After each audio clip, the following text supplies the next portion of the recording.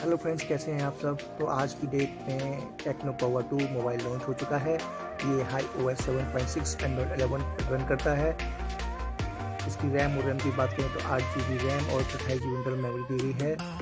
और इसकी सबसे खास बात यह है कि 7000 mAh की बैटरी इसमें प्रोवाइड की गई है।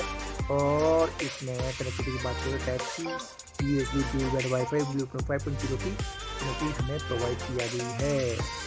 नेक्स्ट हम आगे बढ़े तो इसमें अदर फीचर्स भी हैं, जैसे smart panel 2.0, photo compressor, kit mode, anti tap, alarm, app print, fingerprint, 2K time lapse, slow motion video bouquet, ये सब इसमें प्रोवाइड किया गया है। जहाँ तक इसमें मैं बात करूँ तो इसमें AI photo document, AIC detection, panorama Google lens, AI body shape, filter continue, short 10x zoom video, 4K video, DT और 2K time lapse, slow motion 2K recording, short video, AR short भी इसमें provide किया गया है। साथ ही इसमें audio Jack भी दी गया है 3.5 mm।